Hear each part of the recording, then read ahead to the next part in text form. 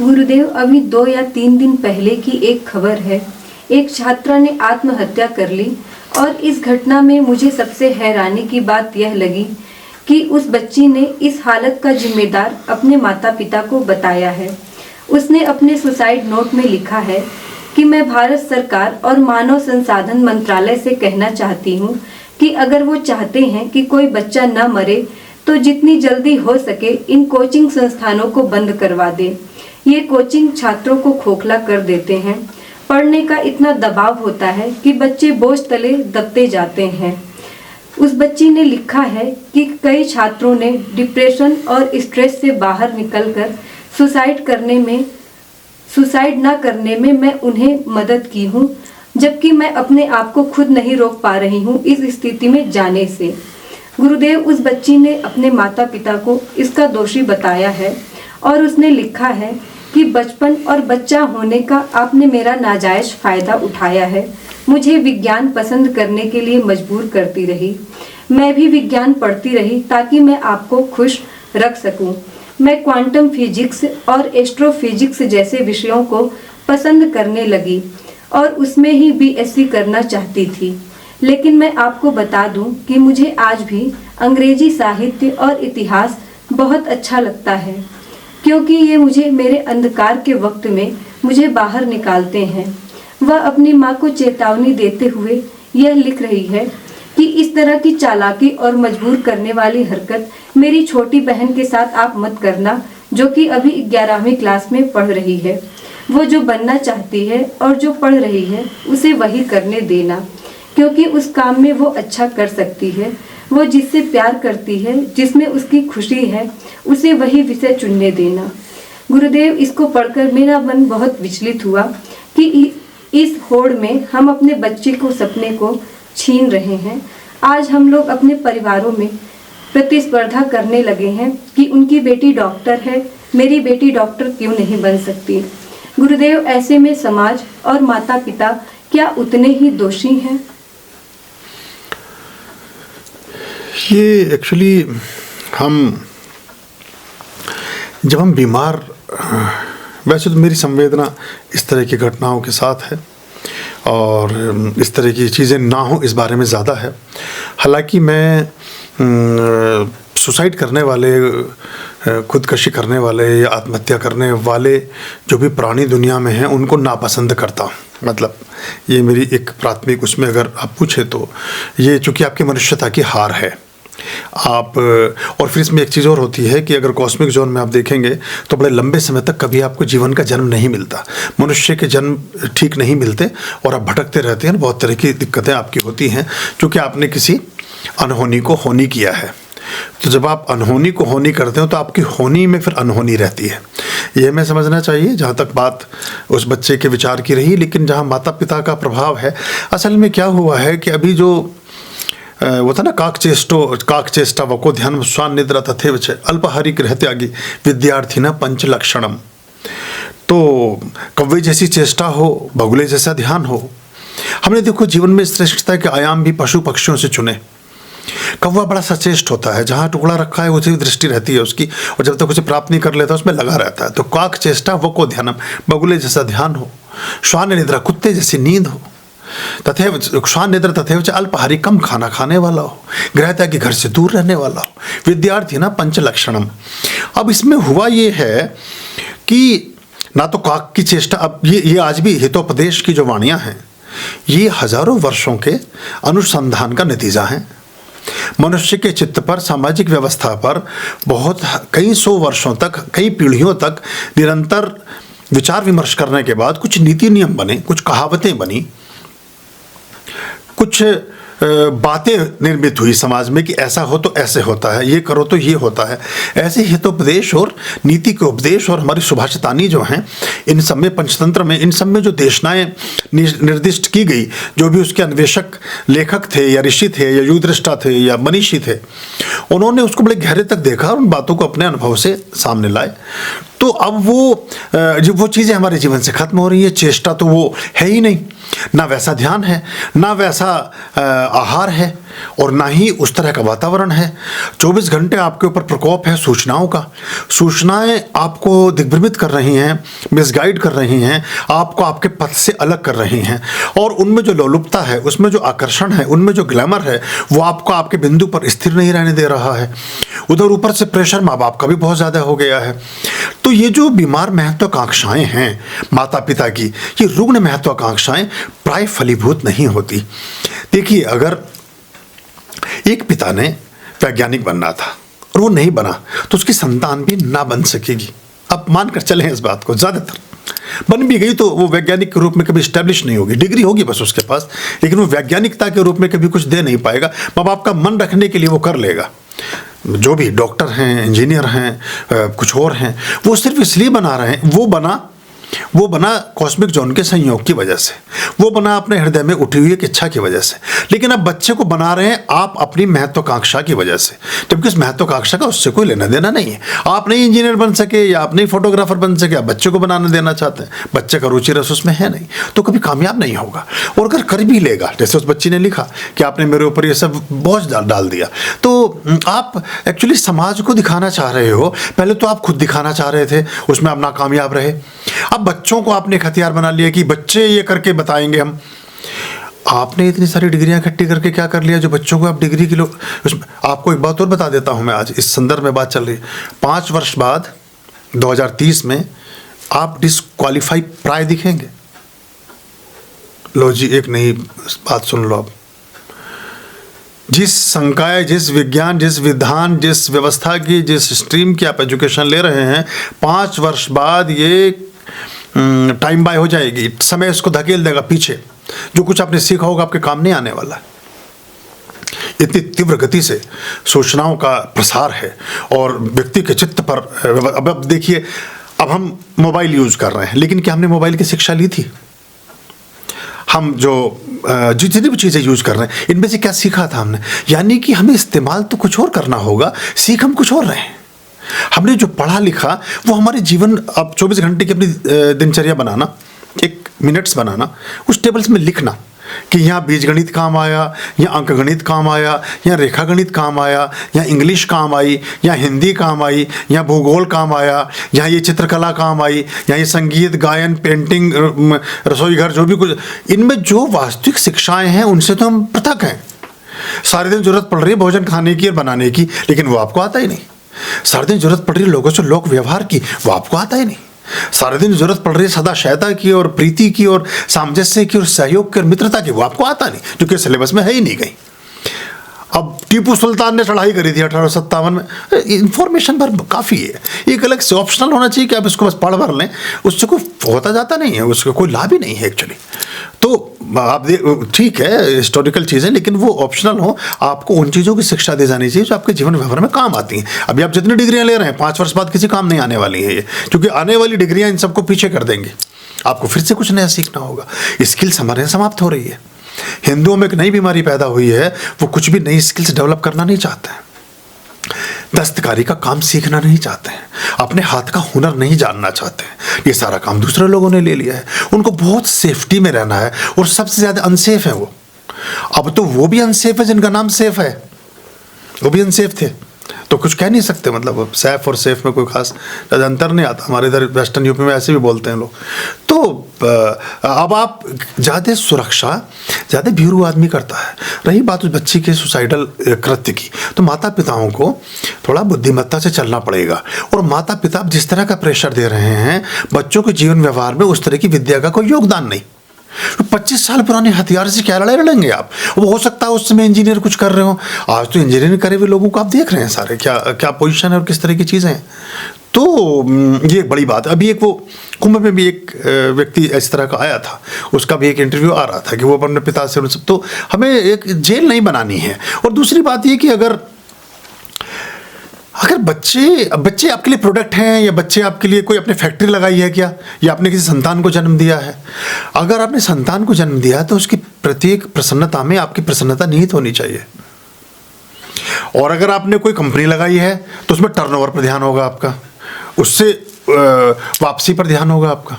ये आपका एक परमार्थ का कर्म था, आपने अपने फर्ज को निभाया, या आपने कोई इन्वेस्टमेंट किया फिर तो उसकी एक जैसे एक पॉलिसी बॉन्ड की वैल्यू है, वैसी पुत्री या पुत्री की वैल्यू है। अगर पॉलिसी बॉन्ड अच्छा रिटर्न नहीं दे रहा तो आप चेंज करके दूसरे कंपनी में उसको खोल ले लेंगे या उसे विड्रॉ कर लेंगे, लेकिन बच्चों के साथ तो आप ऐसा कर नहीं सकते। और जिस चीज़ की प्रेरणा आप उन्हें प्रतिदिन दे रहे होते हैं, अभी कितनी घटनाएं आप देखते हैं, कई 100 करोड़ के टर्नओवर की कंपनियों के मालिक हैं, उनके बच्चे तक उनके अंत्येष्टि में नहीं आ पाते हैं, क्योंकि बच्चों को शिक्षा ही आपने दी हर समय पैसे की प्रतिष्ठा की। तो उन्हें समझ में आ गया कि पिताजी, माताजी, ताऊजी, फलाना जी, टिमकाने जी, ये सब साइड वाले चीज़ हैं, सबसे बड़ी चीज़ है धन। तो अब धन अमेरिका में प्राप्त हो रहा है, काहे को 4-5 लाख का टिकट लगा के वहाँ जाओ, वो तो वहीं से बुकिंग का काम चालू हो गया। ऐसी कंपनियाँ हैं जो अंत्येष्टि भी कर रही हैं। ये सब धीरे धीरे फैलेगा, क्योंकि आदमी को लग रहा है कि भाई तो शिक्षा तो आपने यही दी। तो ये इन बच्चों को योग्य बनाएं, इनके ऊपर इतना प्रेशर ना ला दें जो आप ना हो सके। अब आप सोचिए, आपके पास कितनी सुविधाएं, कितने प्रकोप से रहित थे आप, टेक्नोलॉजी से परे थे, अच्छा खाना खा रहे थे, अच्छी नींद ले रहे थे, अच्छे वातावरण में थे, माता पिता ने परवरिश आपकी एक इबादत, एक पूजा, एक प्रार्थना की तरह की। तब आप ना कर सके तो भी इतने आर्टिफिशियल माहौल में इसे इंजीनियर ही बनाना। अब कुछ विषय तो ऐसे हैं जिनमें बच्चियों को कभी, अब देखिए मेरी बात से अब आपको और झटका लगेगा, जिन्हें बच्चियों को कभी नहीं डालना चाहिए। वो बच्ची अपनी सामाजिक समरसता में कभी रच ना सकेंगी। ये जो मैथमेटिक्स का दिमाग है, ये जो इंजीनियर का दिमाग है, ये जो फिजिक्स और केमिस्ट्री का दिमाग है, ये बच्चियों को सूट नहीं करता है। अब आप परिणाम देखिएगा, और जितनी ये थी उनके पारिवारिक जीवन आपको छिन्न भिन्न मिलेंगे, बहुत कम, कोई एक अपवाद हो सकता है।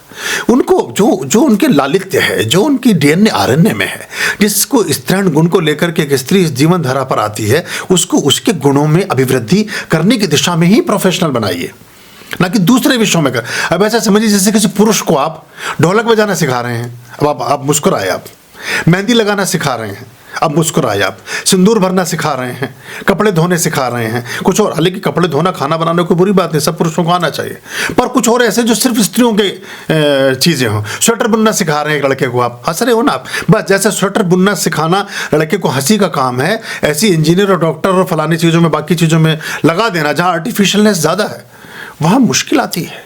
वो नहीं कर पाते हैं, उनके साथ जस्टिफिकेशन कर रहे हैं आप। मेरे पास तो डॉक्टर्स की भीड़ है, इंजीनियर्स की भीड़ है, साइंटिस्ट की भीड़ है, और वो अंतर्मन उनका पूछो तो वो कहती जी बस हम करते रहते हैं, चूँकि हम आदेश का पालन करना है। मन तो हमारा किसी और चीज़ का ही करता है।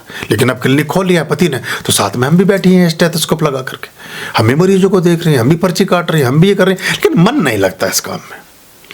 अब मन नहीं लगता तो स्टीव जॉब्स की पत्नी हजारों लाखों करोड़ का टर्नओवर होने के बाद, और दुनिया का सबसे स्मार्टफोन जिसको प्राप्त करने के लिए आदमी 3 दिन पहले से लाइन में लगता है और 6 महीने पहले से उसकी बुकिंग कराता है, और 2 लाख रुपए का फ़ोन होता है, वो गले में रुद्राक्ष की माला डाल करके कह रही Shanti, where is peace, I am not want to live in pieces, I want to live in peace, where is piece.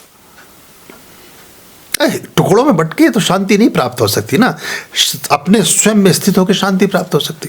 अब वो ठीक है, आचमन कर लिया बेचारी ने, वो नहीं, वो थोड़ा सा तबीयत खराब हो गया, अलग बात थी, लेकिन यही है हश्र इसका हश्र यही है, परम समृद्धि। बुद्ध का होरोस्कोप देखा, असिता आया, तो असिता सुद्धोधन महाराजा का मित्र है, बचपन का ज्योतिषी है। असिता नेपाल से भी उच्च कंदराओं में कैलाश मानसरोवर के पास साधना में रत है। पता चला है कि शुद्धोधन के पुत्र हुआ है, तो दौड़ा दौड़ा आया, और जब उसको देखा तो उसको प्रणाम किया, प्रणाम झुककर किया, तो पैर के अंगूठे में उसकी लट फंस गई और बहुत देर में निकली। तो उसने देख कर कहा कि ये तो महानतम विभूति है, ये महान आत्मा है, और इसको आप बचाइएगा, ये तो अवतार है। असिता की भविष्यवाणी सबसे पहले, बच्चा भी लेटा है, 1-2 महीने का बच्चा है, और उसने कहा कि मेरी जटा फंस गई है इसके पैरों में, पूरी दुनिया फंसेगी इसके पैरों में, क्योंकि मैं ना बच सका, और 2500 सालों से फंसे हुए हैं हम बुद्ध की जटाओं में। तो वो ज्ञान की जटाएं हैं, वो आलोक की जटाएं हैं, तो वो कहता है कि इसको बचाना सब चीज़ों से। अब शुद्धोधन को लगा कि सारे प्रलोभन दे देता हूँ तो बच जाएगा। ये सबसे गलत हुआ। जितने व्यंजन बुद्ध को परोसोगे इतने किसी को नहीं। जितना पूरा सोने का महल था जो लुम्बिनी में बना, बाद में आक्रांताओं ने लूट लिया, उसको खराब कर लिया, और एक महल के बहुत सारे कक्ष थे। हम तो ये जकूजी और ठंडा गर्म पानी अब सोचते, 2500 साल पहले शुद्धोधन ने सारी व्यवस्थाएं की थी। सूर्य की किरणें जब पड़ती थी तो अवतल शीशों के माध्यम से पानी गर्म होता था, गर्म पानी, ठंडा पानी, गुलाब का पानी, इसका पानी, उसका पानी, इत्र का पानी, दवाइयों का पानी, कितनी जड़ी बूटियां। और हम 16,000 रानियों के साथ भगवान श्री कृष्ण का संबंध जोड़ते हैं। बुद्ध के कक्ष में, बुद्ध की सेवा में 20,000 स्त्रियां थी, 20,000। जो भी कहीं कोई सुंदरतम स्त्री थी, शुद्धोधन उसको इनवाइट करते थे कि आप हमारे यहाँ आएँ और हम आपको पूरा एक मान सम्मान से आपको रखेंगे और आप ये बस यहाँ रहें, तो बुद्ध यहीं रहेंगे। अब मुझसे पूछते तो मैं कहता कि गलती हो गई, छका ही दिया उसको। तो अब मतलब इतना तृप्त हो गया कि बड़ी धम्मपद में आप जाएंगे तो और सुदीर्घ कथाएं हैं कि वो नीचे ही देखता हुआ चलता था, क्योंकि ऊपर देखता था तो देखने लायक चीज़ नहीं, मतलब देखने लायक स्थिति नहीं होती थी। सब निर्वस्त्र लड़कियां खड़ी, बुद्ध निकल ना जाए महल से कहीं, इतना छका दिया। उसने कहा कि सारा का सारा ही ये बेरस है, इसमें कुछ रखा नहीं।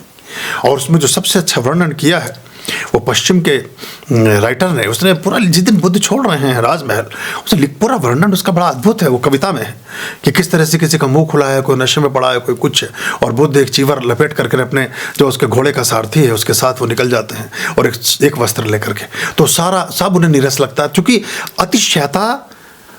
अतिशयता भी चीज़ों से मुक्त करती है। किसी चीज़ों में लिप्त रहना भी चीज़ों को चलाए रखता है। बहुत सारे संयोग ऐसे आते हैं ज्योतिष में, अभी हम उसकी वर्कशॉप करेंगे जो आपको बताएंगे कि कुछ इच्छाएं शेष रखना, सारी पूरी मत कर लेना, क्योंकि उस इच्छा में ही उस चीज़ का प्राण छिपा है।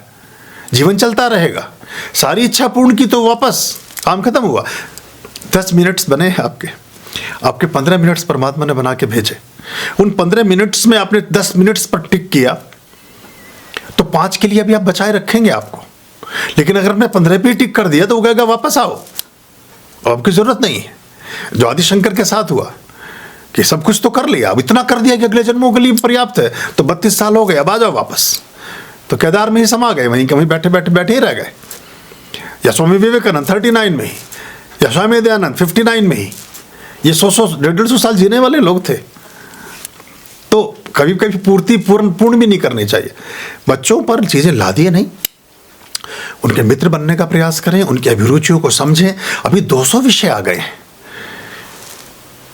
जो पहले अच्छा पढ़ लिख लेता था, डॉक्टर, इंजीनियर या वकील बन जाता था, प्रोफेसर बन जाता था।